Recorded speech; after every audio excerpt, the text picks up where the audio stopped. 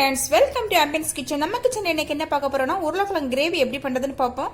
அதுக்கு முன்னாடி நம்ம சேனலை சப்ஸ்கிரைப் பண்ணாதவங்க சப்ஸ்கிரைப் பண்ணிக்கோங்க. அப்படியே பக்கத்துல இருக்கிற பெல் பட்டனை அமுத்திக்கோங்க. அப்பதான் அப்லோட் பண்ற எல்லா வீடியோ உங்களுக்கு உடனுக்குடன் கிடைக்கும். வாங்க எப்படி பண்ணலாம்னு பார்ப்போம். உருளைக்கிழங்கு கிரேவி பண்றதுக்கு நான் ஒரு அடிக்கனமான பாத்திரம் அடுப்புல வச்சிருக்கிறேன். இதுல 2 டேபிள் ஸ்பூன் எண்ணெய் விட்டுக்கிறேன். எண்ணெய் பாத்தீங்கன்னா நான் ரிஃபைண்ட் ஆயில் தான் யூஸ் பண்ணிருக்கிறேன். நீங்க எந்த குக்கிங் ஆயில் யூஸ் பண்ணுவீங்களோ அதை யூஸ் பண்ணிக்கலாம். இப்போ எண்ணெய் நல்லா காயட்டும். எண்ணெய் காஞ்சிடுச்சு. இதுல 1 டீஸ்பூன் சோம்பு சேர்த்துக்கலாம்.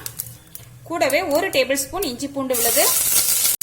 இஞ்சி பூண்டு பச்சை வாசனை எல்லாம் போயிட்டு இப்போ இதுல ஒரு வெங்காயம் சேர்த்துக்கலாம். ஒரு வெங்காயம், பெரிய வெங்காயம் எடுத்து இந்த மாதிரி கட் பண்ண வெங்காயம் சேர்த்துக்கலாம். இப்போ இது நல்லா ஓரளவு வதங்கட்டும். வெங்காயம் ஓரளவு வதங்கிடுச்சு. இதுல நம்ம கட் பண்ணி வச்ச தக்காளி சேர்த்துக்கலாம். தக்காளி நல்லா வதங்கட்டும்.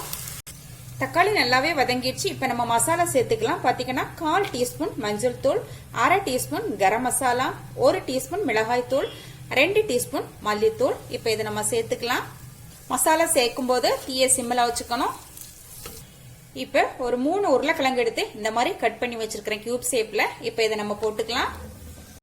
இப்ப உருளைக்கிழங்கு மூழ்கிற அளவு தண்ணி சேர்த்துக்கலாம். 2 டீஸ்பூன் உப்பு சேர்த்துக்கலாம். இப்ப நம்ம இதை நல்லா கலந்து விட்டு மூடி போட்டு ஒரு 10 நிமிஷம் வேக விடுவோம். இருக்கட்டும். இப்ப நம்ம ஒரு தேங்காய் பேஸ்ட் அரைச்சிட்டு வந்துடலாம். பாத்தீங்கன்னா ஒரு 1/2 கையளவு துருவன தேங்காய், ஒரு 5 முந்திரி, ஒரு 1/2 டீஸ்பூன் பெருஞ்சீரகம், 2 டேபிள் ஸ்பூன் பொட்டுக்கடலை, இவ்வளவு சேர்த்து நல்லா கொஞ்சம் தண்ணி சேர்த்து மைய பேஸ்ட் அரைச்சிட்டு வந்துடலாம். இப்ப பேஸ்ட் ரெடி ஆயிடுச்சு. உருளைக்கிழங்கு வெந்துச்சான்னு பார்ப்போம்.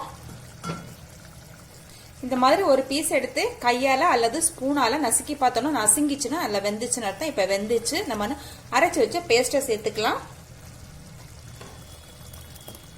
கூடவே தேவையான அளவு தண்ணி சேர்த்துக்கலாம். மிக்ஸி ஜாரை கழுவி கொஞ்சமா தண்ணி சேர்த்துக்கலாம். இந்த ஸ்டேஜ்ல நம்ம உப்பு பார்த்துக்கலாம். உப்பு பார்த்து தேவைப்பட்டா போட்டுக்கலாம். எனக்கு கரெக்டா இருக்கு உப்பு.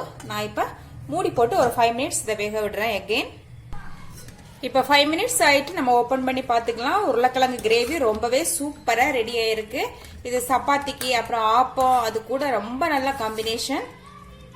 ஓகே ஃப்ரெண்ட்ஸ், இந்த ரெசிபி உங்களுக்கு பிடிச்சிருந்தா ஆம்பியன்ஸ் கிச்சனை சப்ஸ்கிரைப் பண்ணி, லைக் பண்ணி, ஷேர் பண்ணி, கமெண்ட் பண்ணுங்க. மீண்டும் நல்லதொரு ரெசிபியோட உங்களை சந்திக்கிறேன். Bye by.